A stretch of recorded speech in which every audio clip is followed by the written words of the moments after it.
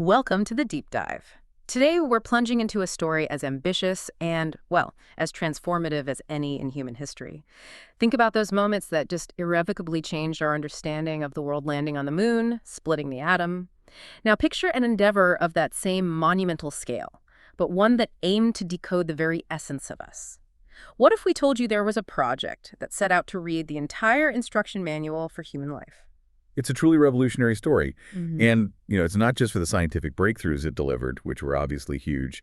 It's also for the entire paradigm shift it ignited in how scientific collaboration is approached, and crucially, how ethical considerations are integrated right into the research from the get-go. You've got it.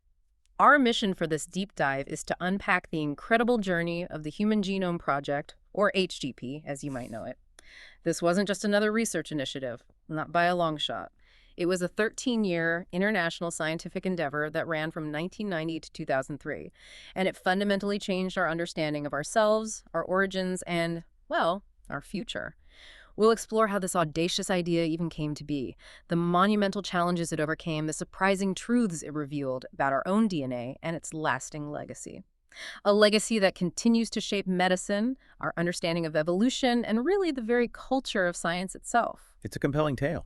Immense ambition, unprecedented collaboration, and as we'll see, a fierce race against the clock, all culminating in a foundational understanding of what it means to be human right down at the molecular level. So how do you even begin to conceive of a project this grand? I mean, something that just a few decades prior would have sounded like pure science fiction. This wasn't a sudden flash of insight, was it? It must have been built upon a bedrock of scientific discoveries, laid brick by brick over what, more than a century? You've hit on a crucial point there.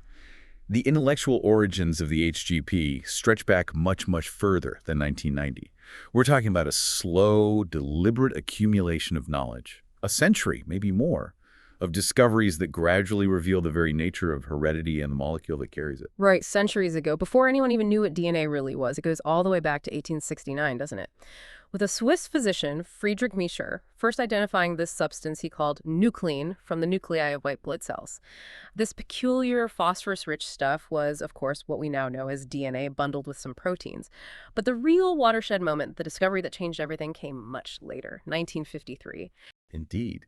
That's when James Watson and Francis Crick, working over at Cambridge University, published their groundbreaking model of the double helix structure of DNA. And, it's absolutely vital we acknowledge the indispensable X-ray crystallography work of Rosalind Franklin and her colleague Maurice Wilkins at King's College London. Their images, especially the famous Photo 51, were just fundamental to Watson and Crick's breakthrough. This elegant double helix structure, this twisted ladder of genetic information, it cemented DNA as the undisputed molecule of inheritance, the literal blueprint of life. Okay, so once we knew the structure, the next logical question had to be, how does it work? How does this incredible molecule actually translate into a living, breathing organism? Exactly. The next big scientific step was cracking the genetic code. Throughout the 1960s, there was this race, really, among various labs, with scientists like Marshall Nirenberg at the forefront. They meticulously deciphered how sequences of DNA bases, those A's, T's, C's, and G's, translate into the specific amino acids that link together to form proteins. This revealed the fundamental language of life. It showed how the instructions in the DNA are read and carried out by the cell's machinery. So we have the structure of the Book of Life, and we even knew the alphabet and how to spell words, basically. But then came the truly monumental challenge, actually reading an entire book written in that language, especially one with 3 billion letters. How do they even begin to think about reading DNA on such an immense scale? That's where the technological leaps of the 1970s and 80s come in. These were critical. They made the HGP conceivable. In 1977, Frederick Sanger, working independently of Walter Gilbert, developed these groundbreaking methods to sequence DNA. Sanger's chain termination method in particular provided a practical, albeit really laborious way to read the order of nucleotide bases.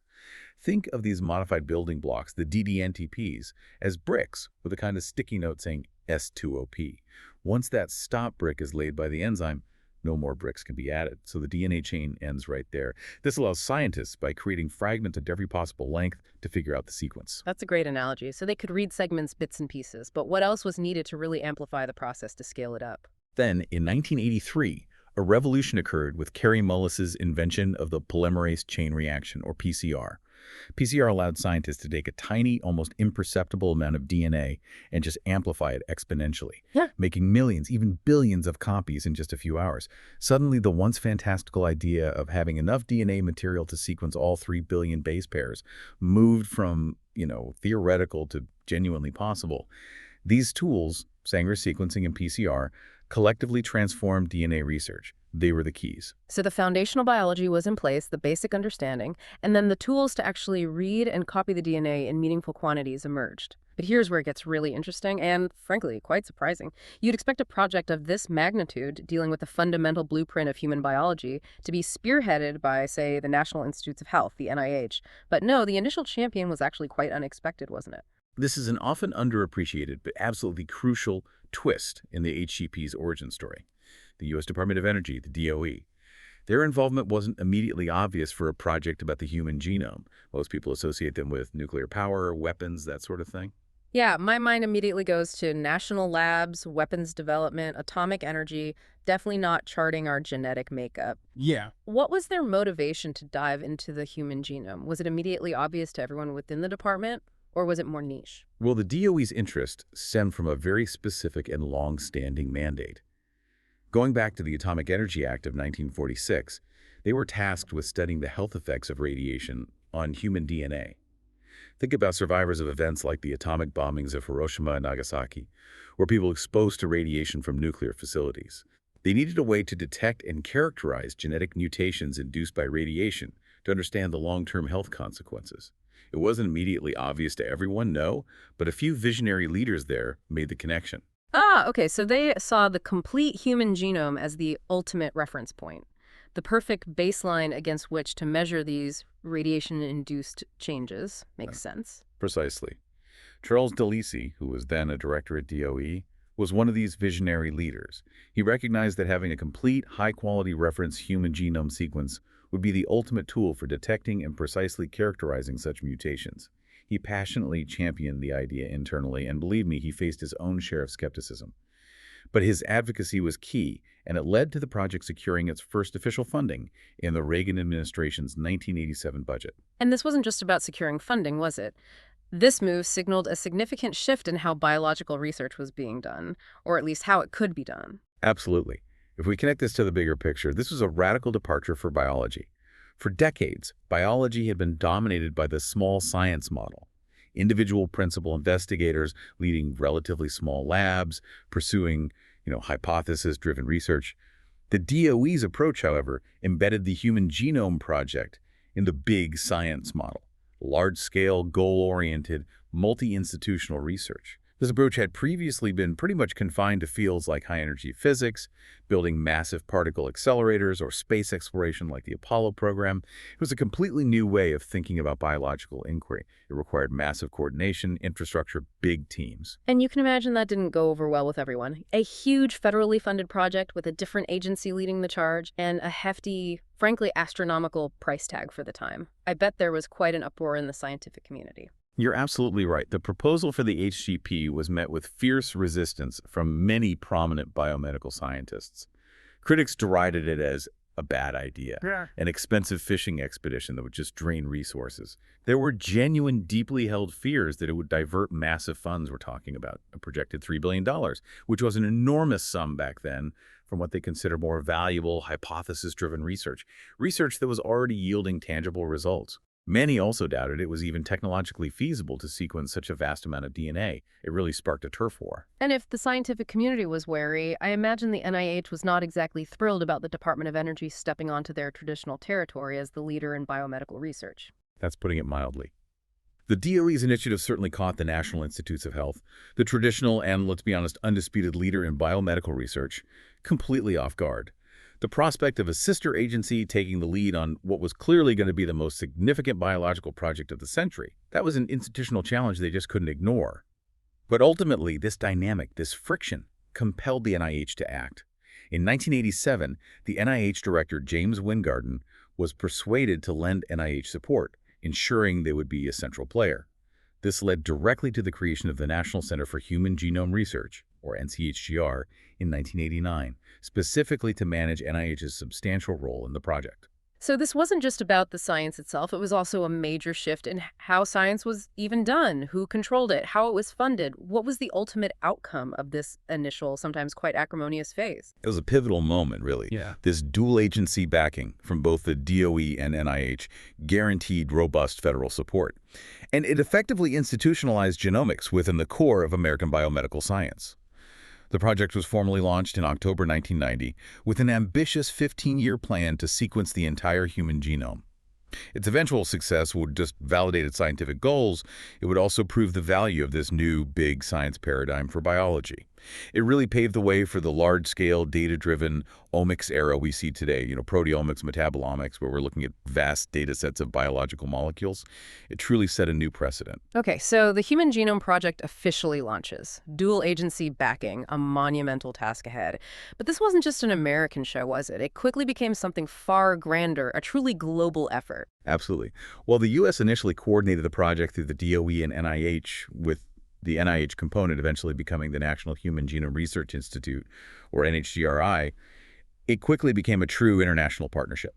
The sheer scale of the genome, 3 billion base pairs, it demanded collaboration on a level never before seen in biology. It was just too big for one country. And who are the visionaries leading this charge, steering this massive multinational ship? Well, on the U.S. side, we had luminaries like James D. Watson, the co-discoverer of DNA. He served as the first NCHGR director from 1989 to 1992, bringing immense scientific gravitas to the project right at the start. He was succeeded in 1993 by Francis S. Collins, a brilliant physician geneticist who then guided the project all the way to its successful completion in 2003. He navigated its scientific and political challenges with remarkable skill. From the DOE, leaders like David Gallas and Ari Petrinos were instrumental in maintaining their agency's critical foundational support. And internationally, a truly crucial figure was John Sulston.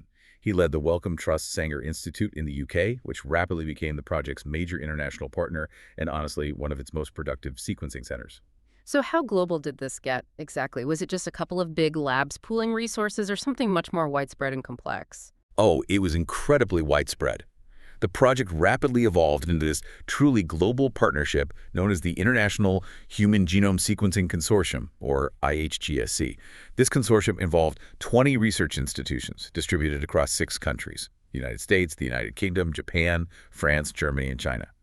This was no small feat of coordination, managing different time zones, languages, scientific cultures, a huge logistical challenge. That's quite the team. Was the work distributed evenly, or were there key players handling the bulk of the sequencing load? While many centers contributed significantly, the bulk of the sequencing work was carried out by a core group of 5 major centers, sometimes informally nicknamed the G5.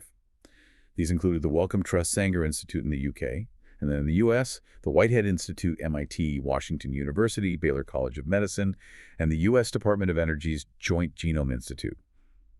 To manage the immense task of sequencing 23 human chromosome pairs, they adopted this coordinated divide-and-conquer strategy. For instance, the Sanger Institute took on the monumental task of sequencing nearly 1/3 of the entire human genome, just massive. And a huge early success, a crucial demonstration that such large-scale production was actually possible, was the sequencing of the first human chromosome, chromosome 22, back in 1999. It proved their methods worked at scale. Wow, this sounds like an incredible feat of project management and international diplomacy, not just science. But beyond the sheer logistics, there was a revolutionary policy decision made early on that really set the HGP apart. Something with profound, lasting implications, wasn't there? This is perhaps the most enduring policy innovation of the HGP. Its radical commitment to open data access. This was formalized at a pivotal international strategy meeting held in Bermuda in February 1996. And it resulted in what became famously known as the Bermuda Principles. Okay, here's where it gets really interesting, because this wasn't just about scientists being nice and sharing their findings, right? This was a strategic move, almost a preemptive strike with massive implications. What exactly did the Bermuda Principles stipulate? The Bermuda Principles stipulated that all human genomic sequence data generated by the consortium had to be made freely and publicly available within 24 hours of its assembly. This was a visionary strategy, especially given the context of the mid-1990s. Back then, the concept of patenting genes and commercializing biological data was gaining significant traction among private companies. There was a very real concern that the human genome, this fundamental blueprint of humanity, could become private property, locked away. So they were essentially saying right from the outset, This information belongs to everyone immediately. Why was that such a crucial decision? Imagine a world where this fundamental genetic map was controlled by a handful of corporations, locked behind expensive paywalls. Exactly. Leaders like John Sulston were particularly vocal advocates for this open approach. They recognized that if the fundamental data of the human genome were privatized, locked behind patents or proprietary databases, its value as a universal resource for global research and public health would be catastrophically diminished.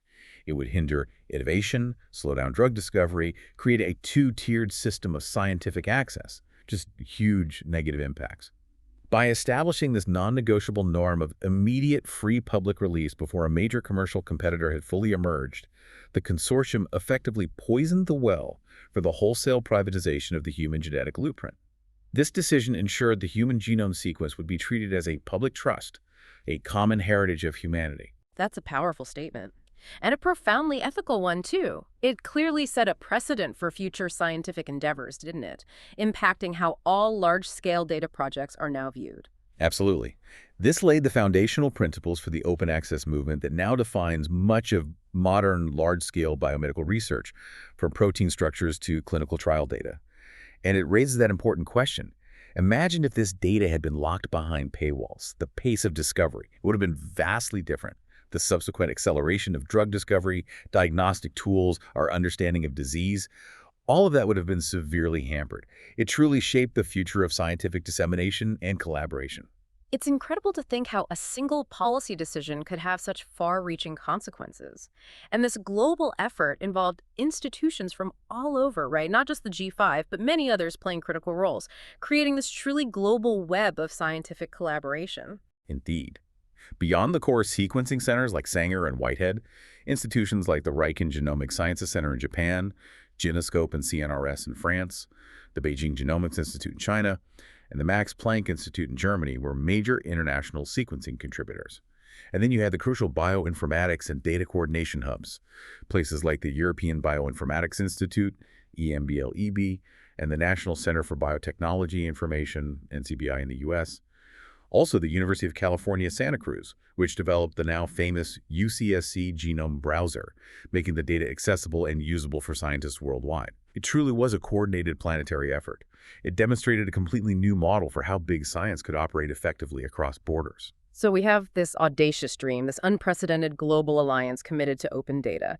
But none of it would have been possible without the right tools, the technology. We briefly mentioned DNA sequencing, but how did they go from someone manually reading, a few hundred bases at a time, to sequencing 3 billion in a reasonable time frame? That's a massive leap in capability. That's where the technological engine of the HGP really comes into focus. The core technology, the foundational principle, was still Frederick Sanger's chain termination or dideoxy sequencing method, the one he got his second Nobel Prize for. Yeah. But it had to be radically transformed from, a laboratory craft to a full-blown industrial process. Okay, so remind us a bit more about how that actually works. What's the basic principle behind it, and what were the practical challenges of its early form? It sounds painstaking. The principle is quite elegant, actually, but its initial execution was incredibly slow and laborious. It uses a DNA polymerase enzyme to synthesize a new DNA strand, copying a template strand. The reaction mixture contains all 4 normal DNA building blocks, the DNTPs, along with a small amount of modified versions called dideoxynucleotide triphosphates, or DDNTPs. What's special about the DDNTPs is that they lack a crucial chemical group, a hydroxyl group, at their 3-point end. So when the polymerase incorporates one of these DDNTPs into the growing DNA strand, it effectively stops the synthesis. The chain is terminated. By running 4 separate reactions, each with a different DDNTP, one for A, one for T, one for C, one for G, you generate this collection of DNA fragments of different lengths. These fragments, each ending at a specific base, are then separated by size, usually on a gel, allowing you to literally read the sequence off the gel, but in its original form. It was slow, laborious, and even hazardous. It involved using radioactive labels, developing large X-ray films. A skilled researcher would manually read maybe a few hundred bases at a time, so sequencing 3 billion bases this way, practically impossible. It was a painstaking art, definitely not a scalable industry. So the manual method was a massive bottleneck. What was the critical innovation that truly allowed the HGP to become feasible, the thing that moved it from art to industry? The critical innovation was the automation of Sanger sequencing, which really took off in the 1980s. This involved 2 key cases happening around the same time. First, Those cumbersome radioactive labels were replaced with different colored fluorescent dyes, a unique color attached to each of the four DDNTPs, like A might be green, C blue, G yellow, T red. This meant all four termination reactions could now be performed in a single tube, dramatically increasing efficiency and reducing the amount of handling. Second, the traditional slab gel electrophoresis, which separates the fragments by size, was replaced by much faster and more precise capillary electrophoresis. DNA fragments were pulled through these incredibly thin capillary tubes like tiny straws. And as they passed a laser detector, the dyes would glow their specific color. A computer could then automatically read the sequence of colors and record the DNA data directly. That's a huge leap. It sounds like it transformed sequencing from this bespoke craft performed by individual scientists into an industrial-scale, high-throughput process, something machines could run around the clock. Precisely. The commercial availability of these automated sequencing machines in the late 1980s was what truly made the HGP technologically feasible. It turned a laborious craft into a high-throughput factory capable of generating millions of bases of sequence data every single day. This shift meant that instead of one person producing a few hundred bases, a single machine could generate tens of thousands. And a whole farm of machines can tackle hundreds of thousands or even millions per day. It was an absolute game changer for how labs worked. Okay, so with these powerful new automated tools, the public project, the IHGSC, chose a very specific strategy to tackle the human genome. It wasn't just about throwing DNA into machines and hoping for the best, was it? There was a methodical approach to ensure accuracy. Yes. The public consortium adopted what they called hierarchical shotgun sequencing, or sometimes map-based shotgunning. This was a very methodical and, you could say, conservative strategy. It was specifically chosen to achieve the highest possible accuracy and completeness. The explicit goal was to create a definitive, gold standard public resource, a reference sequence that would serve science for generations. So they were essentially building a super precise, detailed map before they even started reading the individual words on the page. That's a fundamentally different approach than just diving straight in and sequencing everything randomly, right? Can you break down the steps for us? Absolutely. The first step was mapping first. The entire human genome, all 3 billion base pairs, was systematically broken down into large, overlapping fragments. Typically, these were around 150,000 to 200,000 base pairs long, quite large pieces. These large fragments were then cloned into something called bacterial artificial chromosomes, or BACs. BACs are essentially stable, large-capacity carriers for DNA segments hosted in bacteria. Think of each BAC as a numbered, manageable chapter of a massive book. Okay. And then they needed to put those chapters in the correct order along the chromosome, right? Like organizing the table of contents for the book. Exactly. The next crucial step was creating a physical map. They determined the precise order of these BACs along each chromosome by identifying unique DNA landmarks called sequence-tagged sites, or STSs. These are short, unique sequences. By figuring out which BACs shared the same landmarks, they could assemble them into contiguous overlapping sets, also known as contigs. Basically, longer, uninterrupted stretches of mapped DNA. It was analogous to creating a really detailed table of contents and index for a massive, multi-volume encyclopedia before you attempt to read its individual pages. It provided the essential scaffolding, the framework. That makes perfect sense. So once the map was complete and they knew precisely where each BAC belonged on the chromosome, then came the actual sequencing of the DNA within each individual chapter, each BAC. Yes, exactly. Sequencing second. Only after a BAC's precise position was known and confirmed on the map did they select it for sequencing. That individual BAC clone was then taken, and its DNA was sheared into many smaller random pieces, typically 500 to 1,000 base pairs long, much smaller fragments. These small pieces were then sequenced using the automated Sanger method we just discussed, the fluorescent dyes and capillary machines. And then the ultimate puzzle, putting all those tiny sequenced pieces back together again to reconstruct the full sequence of the original BAC. That's the final step. Assembly. Sophisticated computer programs, algorithms, would look for overlaps in the sequences of these small fragments and reassemble them into the full sequence of the original BAC. And because the assembly was confined to a single, relatively small BAC, around 150 to 200K base pairs, and crucially, its exact location on the chromosome was already known from the physical map, the risk of errors was minimized. This was especially important for avoiding mistakes in the genome's notoriously tricky and highly repetitive regions. These repeats are hard to assemble correctly without a map. This methodical approach ensured the highest possible quality for the public reference genome. So this deliberate choice, it really highlights the HGP's commitment to creating an enduring reference, a gold standard, even if it meant a more laborious initial phase. They consciously chose accuracy and completeness over raw speed. Absolutely. This hierarchical strategy was indeed slower and more labor-intensive up front because of that extensive mapping effort, no doubt about it. However, its proponents argued, quite convincingly, that it was the only way to guarantee a highly accurate and complete assembly of a complex genome like ours, particularly avoiding misassembling those tricky repetitive DNA sequences.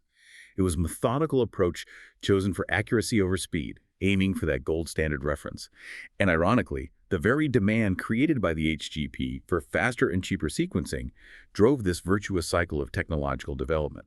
This innovation actually allowed the project to exceed its goals for cost and capacity, ultimately finishing years ahead of schedule. The pursuit of perfection inadvertently drove the pace of innovation faster than anyone expected. You know, it's easy to look back at the Human Genome Project now as this unified, peaceful march towards scientific discovery, a shining example of international cooperation. But that's really far from the full truth, isn't it? There was a dramatic, high-stakes rivalry, almost a scientific heavyweight bout, that truly shaped its narrative and even accelerated its completion.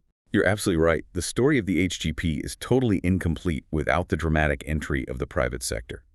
This intervention transformed the publicly funded effort from a long-term, carefully planned scientific endeavor into a competitive and often quite acrimonious race. And that challenger was J. Craig Venter, a prominent and, let's say, often controversial former NIH scientist. He formed Celera Genomics. I remember hearing about that back then. It felt like a scientific earthquake shaking things up. What exactly did Celera promise to do, and how did they plan to pull it off? Right. In May 1998, Craig Venter, known for his bold and sometimes aggressive scientific style, announced he was forming Celera Genomics, the name derived from the Latin word for speed, aptly named. He promised very publicly to sequence the entire human genome in just 3 years and at a fraction of the public project's cost. A staggering claim at the time, it really was. Venter argued that the public HGP was simply too slow, too bogged down in bureaucracy, and fundamentally inefficient.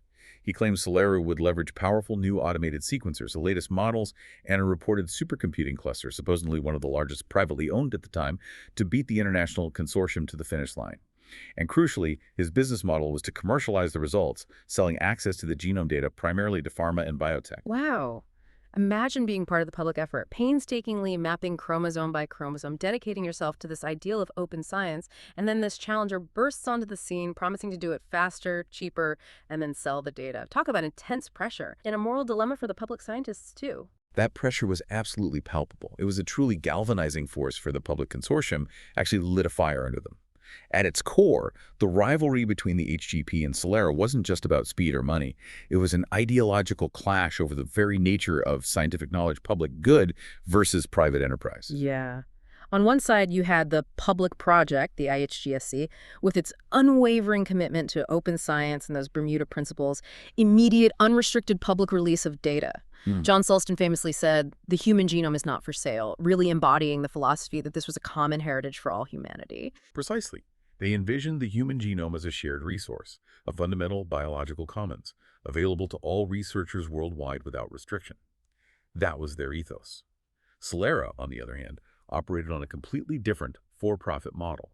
Their goal was to create a proprietary database of genomic information and sell subscriptions, primarily to pharmaceutical and biotechnology companies. Furthermore, Celera explicitly stated plans to file for patents on hundreds, maybe even thousands, of newly identified human genes. This would give them exclusive commercial rights over these fundamental biological entities. This divergence in philosophy was critical. One side saw the genome as a shared resource for humanity, the other saw it as intellectual property to be exploited commercially. And this raised profound questions we still grapple with. Who benefits from foundational scientific discoveries? How does commercialization impact the pace and direction of future research and public health initiatives? So not just completely different business models and philosophies, but also completely different scientific approaches, right? They weren't just racing, they were using different vehicles, different strategies to get there. Yes, the two projects employed fundamentally different sequencing methodologies, and this really reflected their divergent philosophies and, frankly, their risk tolerances. The HGP, as we discussed, used the methodical hierarchical shotgun sequencing, map-based, slower up front, but prioritizing accuracy and completeness. aiming to produce that robust gold standard reference, especially in those tricky repetitive regions of the genome.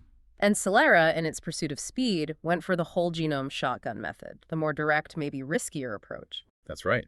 Venter championed the whole genome shotgun, or WGS, approach. He'd used it successfully on smaller microbial genomes before. This method completely bypassed the laborious, time-consuming mapping stage that the public project was doing. Instead, it involved literally shredding the entire human genome into millions of small, random fragments, sequencing all of them at once, essentially, and then relying on immense computational power and sophisticated algorithms to find the overlapping sequences and assemble the entire genome from scratch computationally. Venter famously likened his approach to building with long, spanning steel beams, in contrast to the HGP's more laborious brick-by-brick method with its map. WGS was undeniably faster and cheaper up front, but it carried a much higher risk of errors, particularly in correctly assembling the genome's numerous repetitive regions without the crucial guideposts of a physical map. And this rivalry, this clash of methods and philosophies, led to some pretty serious accusations flying back and forth, didn't it? Especially regarding Celera's use of the public data that was being released daily by the HGP. It certainly did. A major point of contention, and a source of significant acrimony, was what critics, particularly those within the public project, called data parasitism. Because the HGP was, by its own Bermuda principles, releasing its data to the public databases like GenBank within 24 hours, Celera was able to download this information freely. And critics argued they used it to supplement their own sequencing efforts. They contended that Celera's assembly wasn't a truly independent validation of the WGS method on a complex genome like humans. The argument was that Celera extensively used the HGP's publicly funded map and already sequenced BAC data as a crucial scaffold to help assemble its own fragments, effectively standing on the shoulders of the public effort while simultaneously claiming superior speed and efficiency.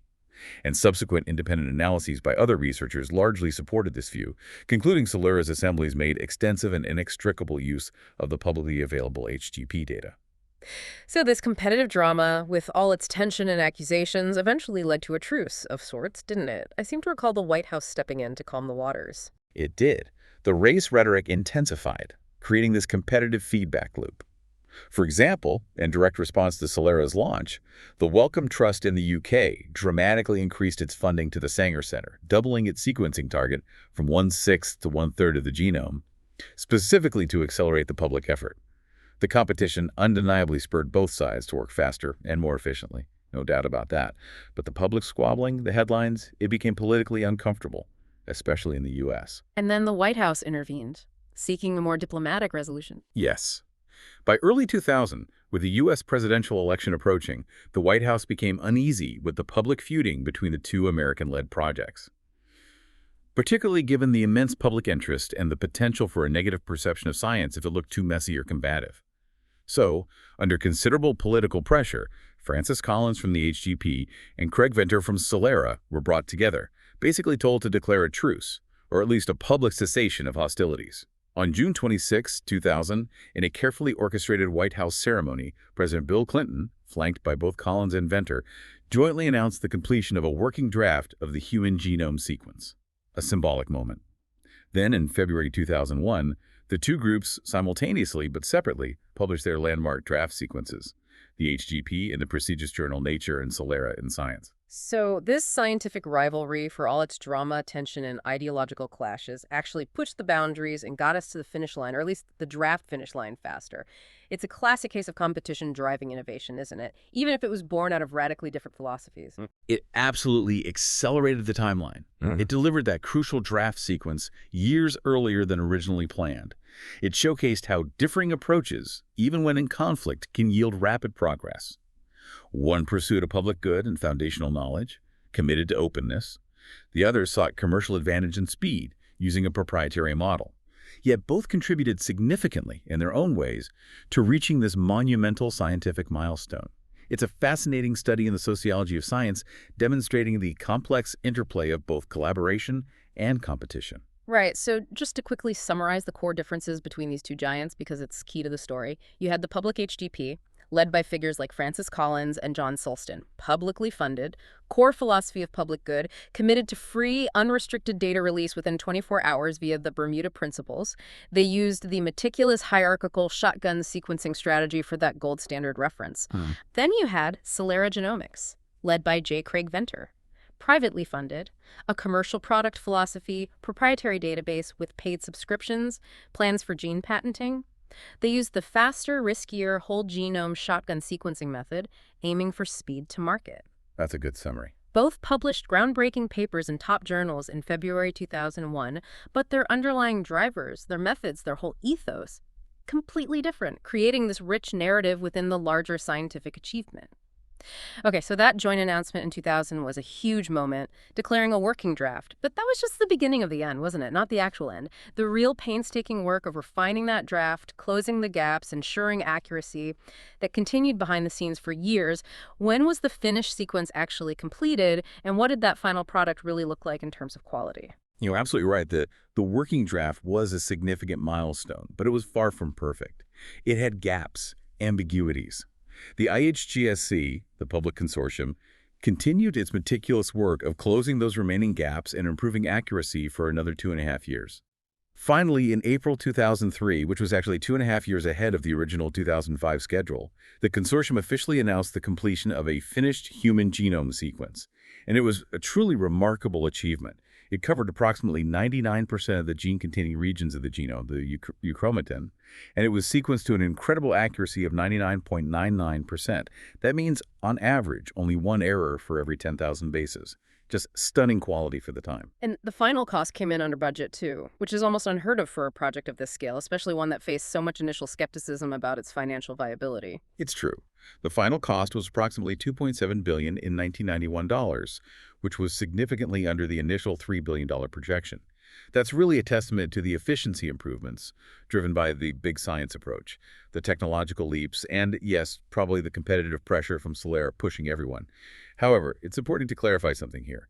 Even the 2003 sequence, while called finished, wasn't entirely complete or gapeless in the absolute sense.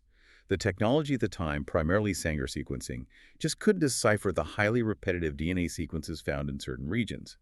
These included the centromeres, which are those constricted centers of chromosomes vital for proper cell division, and the telomeres, the protective caps at the very ends of chromosomes, linked to aging and disease.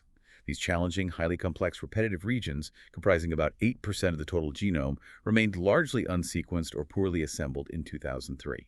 So the finished sequence wasn't actually 100% finished, even in 2003. That's a crucial distinction. When did we finally get the complete picture, telomere to telomere? Not truly complete in a gapeless sense until much, much more recently. It was only in March 2022 that the telomere to telomere, or T2T, consortium, utilizing next-generation sequencing technologies, completely different methods, and advanced computational algorithms, finally produced the first truly complete, gapeless human genome sequence. They closed those final, really difficult regions that had eluded the original HGP for nearly 2 decades. It just shows that science is an ongoing process of refinement, building on previous work. That definitely puts the 2003 achievement in perspective. It was a monumental step, a foundational map, even if not the absolute final word on every single letter. But beyond the technical specs and completion dates, the HGP delivered some profound scientific revelations, things that really changed how we thought about biology. And perhaps the most stunning one, the one everyone talks about, challenged a long-held biological assumption about complexity, didn't it? It absolutely did. The single most stunning revelation from the HGP, the one that truly forced a paradigm shift in biology, was the actual number of protein-coding genes we possess. For decades, biologists had estimated, based on perceived complexity, that the human genome must contain somewhere between 50,000 and maybe even 150,000 genes. It seems logical. The assumption was that organismal complexity must directly correlate with gene count. More complex organisms must have more genes, right? Seems intuitive. And the HGP just shattered that dogma, pulled the rug out from under decades of biological intuition. What was the real number? Completely shattered it. The finished sequence revealed that humans possess only about 20,000 to 25,000 protein-coding genes. This number is only modestly larger than that of the simple roundworm C. elegans, which has around 19,000 genes. And it's only about twice that of the fruit fly Drosophila melanogaster, which has about 14,000 genes. It was a genuinely humbling and frankly perplexing finding for many biologists at the time. This is mind-blowing. You'd think humans, with all our complexity, our intricate brains, consciousness, sophisticated physiology, would have way, way more genes than a simple worm or a fruit fly. So what did this shocking finding force scientists to completely rethink about life's blueprint? If it's not the number of parts, what is it? What's fascinating here is how this single finding forced a complete rethinking of what a biological blueprint truly implies. It demonstrated conclusively that the complexity of an organism doesn't arise just from the sheer number of its genetic parts, like having a bigger Lego set means a more complex model. Instead, it pointed toward a new understanding of complexity rooted in the regulation of those parts, how a finite set of genes can be mixed, matched, spliced differently, expressed in different combinations at different times and in different tissues, to generate the vast diversity of human cell types, tissues, and functions. So it's less about the sheer volume of ingredients and more about the incredibly complex recipe and the masterful chef, the regulatory network orchestrating it all.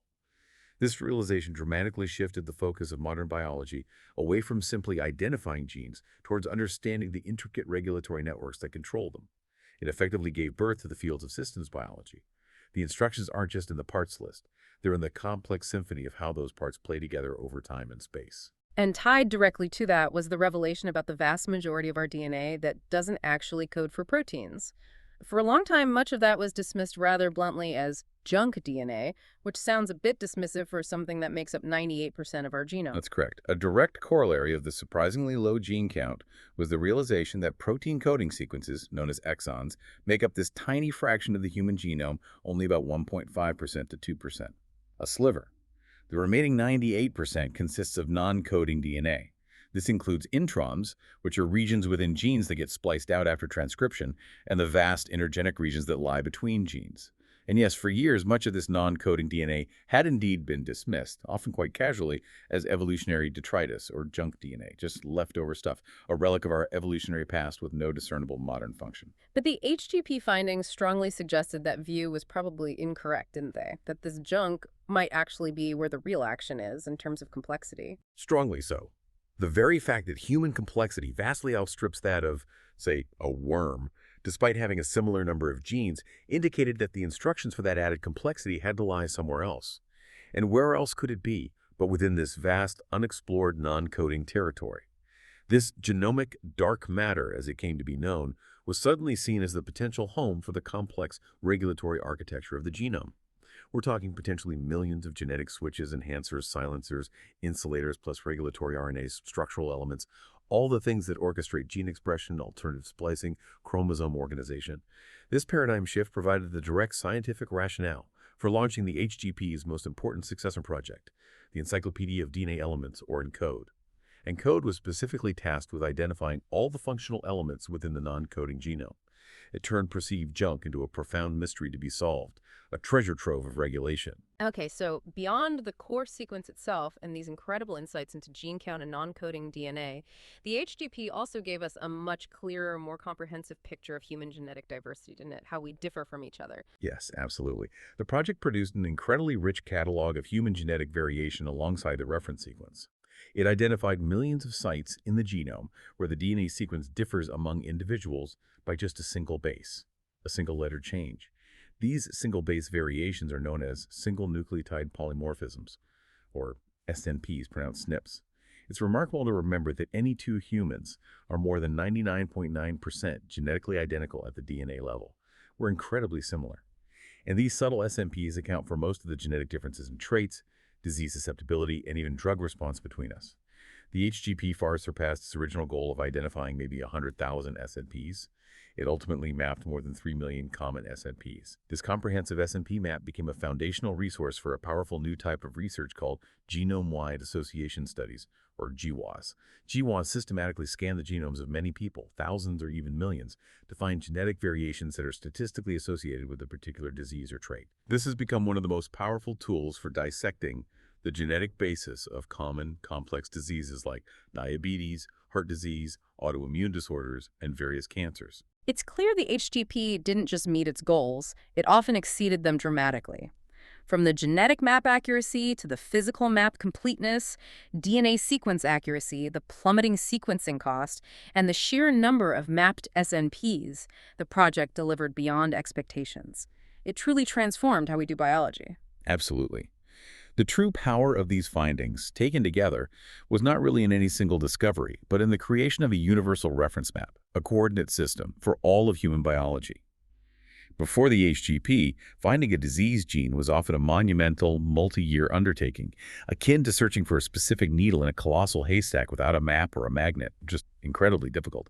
After the HGP, the finished sequence provided this universal coordinate system for all human DNA. Any gene, any variation, any regulatory element discovered by any lab could be instantly mapped to a precise location on this shared reference. This dramatically accelerated all subsequent biological and medical research. It transformed gene discovery from a bespoke artisanal craft into a high-throughput, almost industrial science.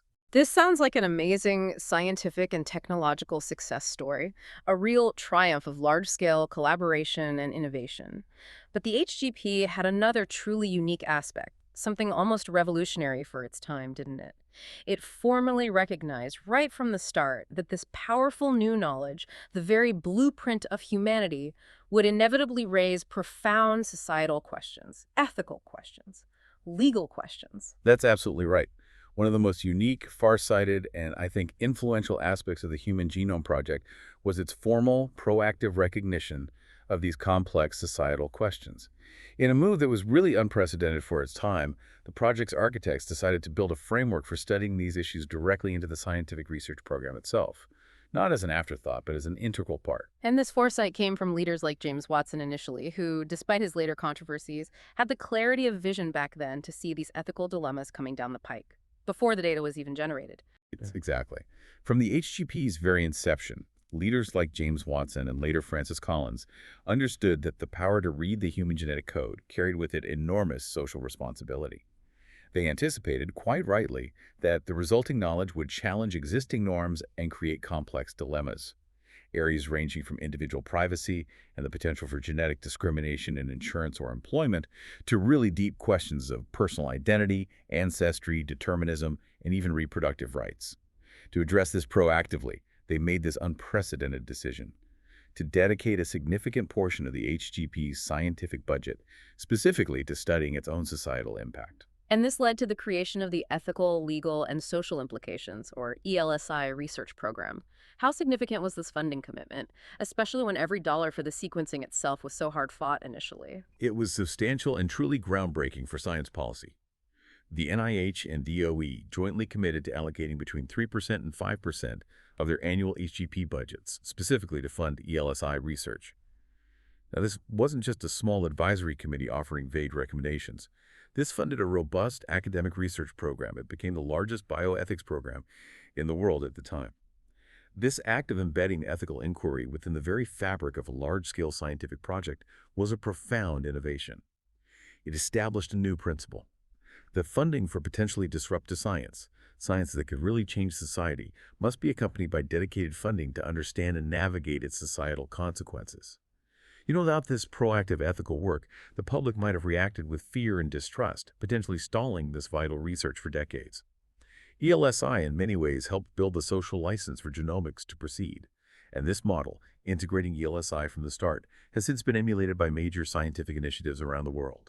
It was incredibly forward-thinking, trying to anticipate problems rather than just reacting to them after the fact. So what were the big questions ELSI was trying to answer? What were their key areas of research that ultimately helped shape public understanding and, crucially, public policy? The ELSI program had a broad and ambitious portfolio, but it tended to focus on 4 high-priority areas. Probably the most immediate and pressing concern right out of the gate was privacy and fairness in the use of genetic information. Researchers explored questions like, who should have access to personal genetic information? How could it be used or misused? They focused particularly on the potential for genetic discrimination by health insurers, employers, schools, even within the legal system. This is a very real fear for many people. That's a huge concern, one that still resonates today for anyone considering genetic testing. What else did they look at beyond just discrimination? Another key area was the challenge of clinical integration. How do we responsibly bring these powerful new genetic technologies into routine medical practice? The program examined the immense challenges involved, including educating doctors and the public about the capabilities and, just as importantly, the limitations of genetic tests. What can they tell us and what can't they? They also looked at developing rigorous standards for test accuracy and reliability. You need to trust the results. And grappling with the profound psychological impact of receiving genetic risk information, especially for conditions, say, like Huntington's disease, where there was no available treatment or cure at the time. Imagine getting that kind of news. And the ethics of the research itself, especially as they started collecting vast amounts of human genetic data from diverse populations. Yes, that was the third critical area. Issues surrounding the genetics research process itself. This focused on the ethics of data collection, storage, and sharing, particularly the standards for obtaining truly meaningful informed consent from participants in large-scale genomic studies. How do you explain complex risks and benefits? It also explored the complex and sometimes very sensitive ways in which genomic information could affect concepts of race, ethnicity, group identity, and personal identity. How does this information shape how we see ourselves and others?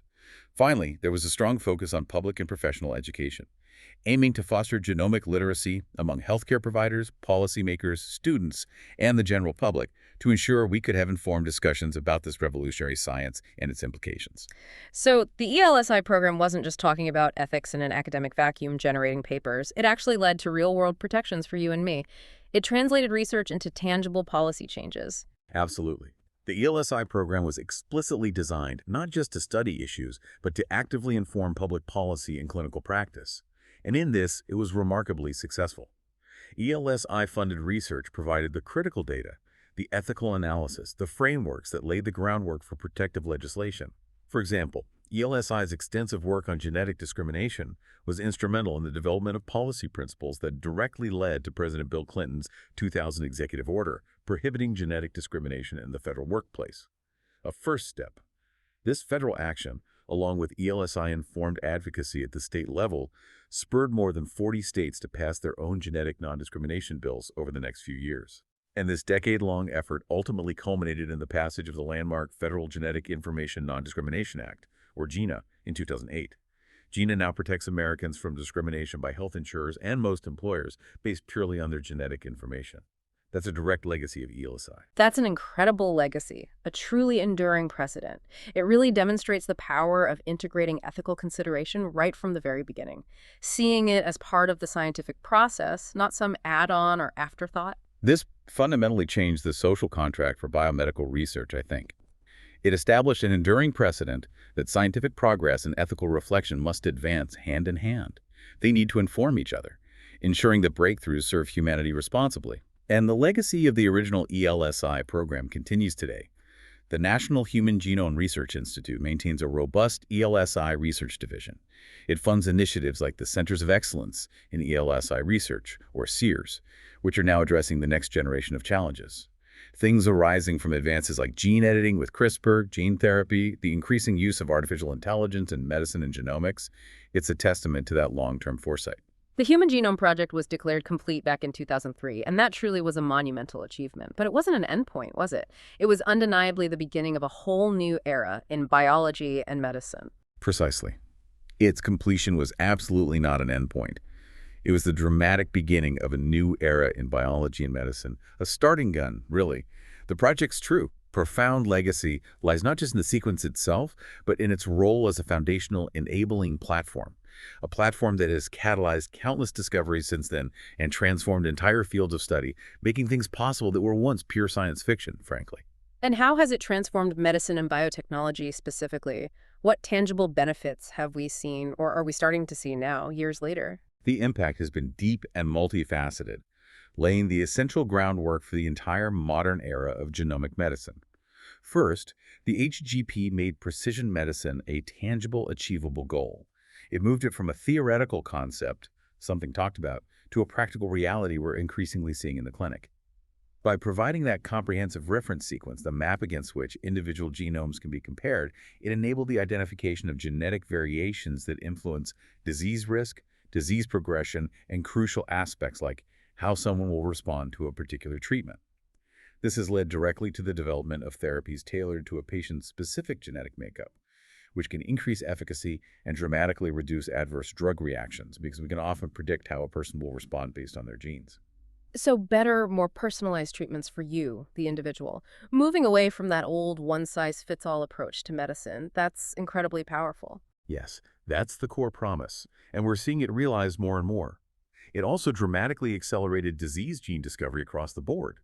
For single gene disorders, Mendelian disorders like cystic fibrosis, Huntington's disease, sickle cell anemia, it streamlined the process of pinpointing the causative mutation. Before the HTP, finding one such gene could take decades of painstaking work by multiple labs. Now, with a reference genome and new technologies, it can sometimes take months or even weeks. A massive acceleration. And for common complex diseases, things like cancer, heart disease, diabetes, Alzheimer's, the vast SNP map created by the HGP enabled those genome-wide association studies, the GWAS. GWAS have identified thousands of genetic variants that contribute, often in small ways individually, but significantly in combination, to disease risk and progression. A prime example is in oncology, cancer research. Identifying specific mutations in genes like BRCA1 and BRCA2 has led directly to the use of targeted therapies like PARP inhibitors for certain breast, ovarian, and other cancers. These provide highly effective treatments where none existed before based directly on the tumor's genetic profile. That's a direct, tangible benefit to people's health and well-being, lives saved or extended. What about drug development more broadly and the pharmaceutical industry? Well, the project literally gave birth to the field of pharmacogenomics. That's the study of how an individual's genetic inheritance affects their response to drugs. This knowledge is increasingly used by clinicians to prescribe the right drug at the right dose for a given patient, optimizing treatment and avoiding potentially harmful side effects. We see labels on drugs now recommending genetic testing first. Furthermore, the identification of all 20,000 plus human genes provided this vast new catalog of potential targets for drug development. It fundamentally revolutionized research strategies in the pharmaceutical industry. Instead of more random screening or trial and error, drug companies could now target specific genes or pathways known to be involved in a disease based on the genomic information. Much more rational drug design. And perhaps one of the most visible and impactful changes for you, the individual, for all of us, is the plummeting cost of sequencing itself, right? It's gone from unimaginable expense to something much more accessible, almost routine in some contexts. Think about that price drop. It's staggering.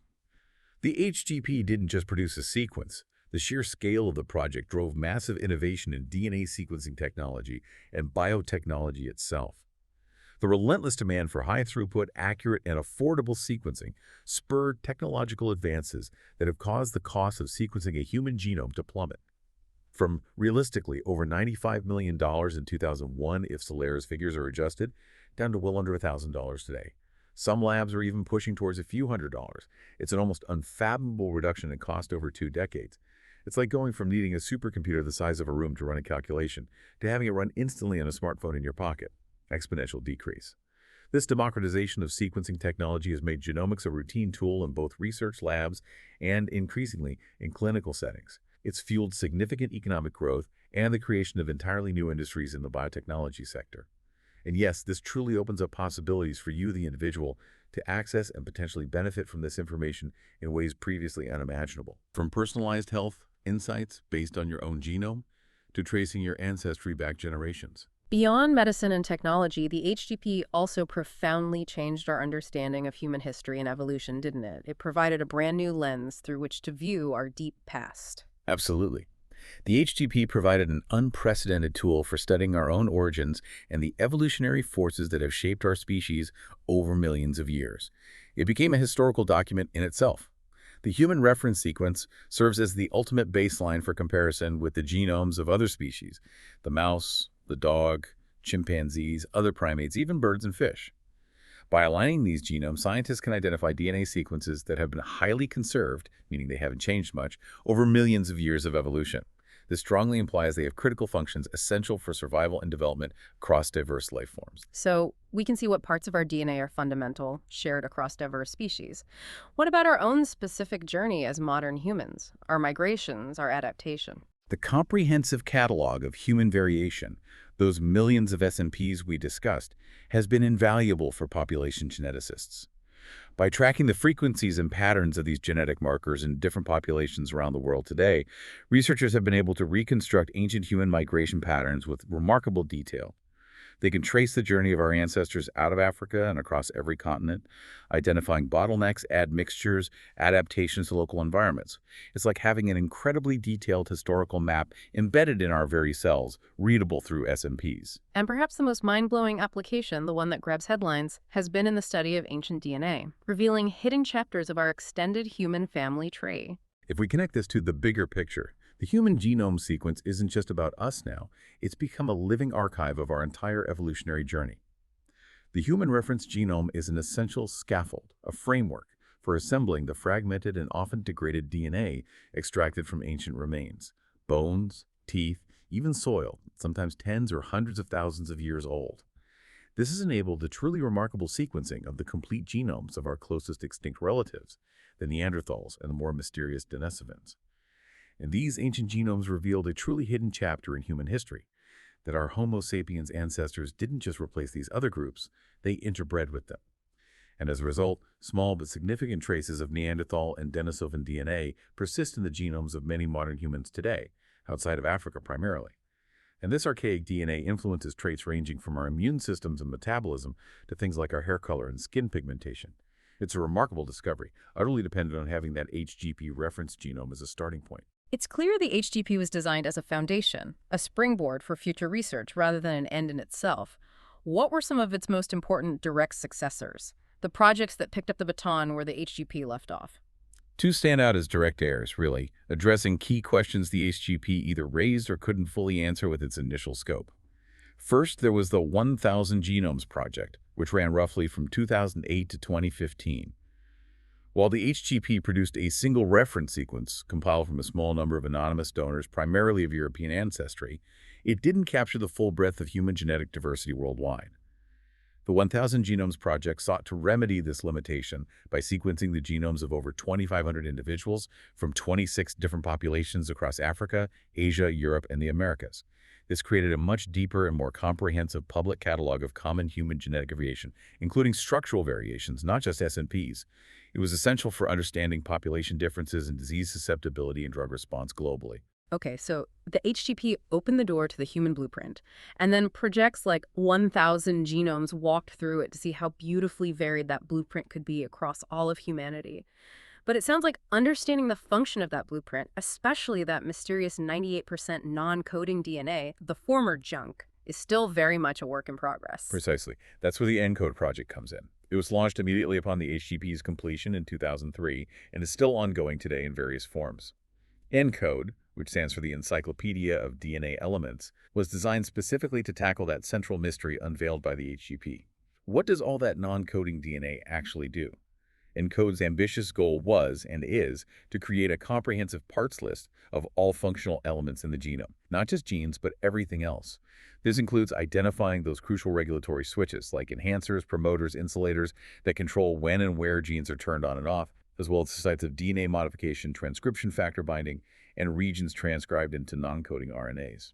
And this project, ENCODE, like the HGP before it, had its own share of controversy, particularly around its early conclusions about function, didn't it? It certainly did. In 2012, the ENCODE Consortium published a landmark set of papers asserting that something like 80% of the human genome has a biochemical function. This seemingly straightforward claim ignited a major scientific controversy that continues to simmer today. Critics argued that ENCODE employed an overly permissive definition of function, basically defining function as any detectable biochemical activity, such as simply being transcribed into an RNA molecule, even if that RNA molecule does nothing and isn't conserved across species. They contrasted this with a stricter evolutionary definition of function, which usually relies on evidence of sequence conservation through natural selection, implying that the sequence provides a selective advantage and is therefore likely functional. This ongoing debate really underscores a key legacy of the HGP. It brilliantly solved the challenge of reading our genome, providing the entire text of the book. But in doing so, it presented the scientific community with the much more profound and complex challenge of truly understanding its intricate language, the nuanced grammar, the context, the full meaning, especially of its vast non-coding expanse.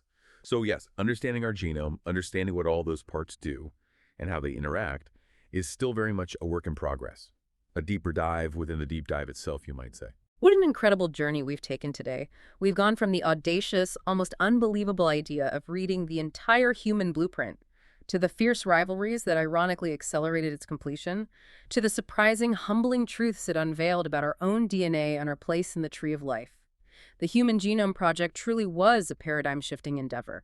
It transformed biology from a primarily small science discipline into a data-rich, big science powerhouse.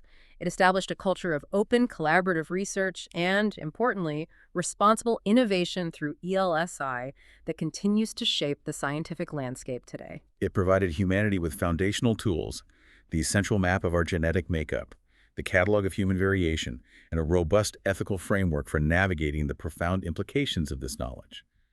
It became, as intended, a permanent utility for biological discovery.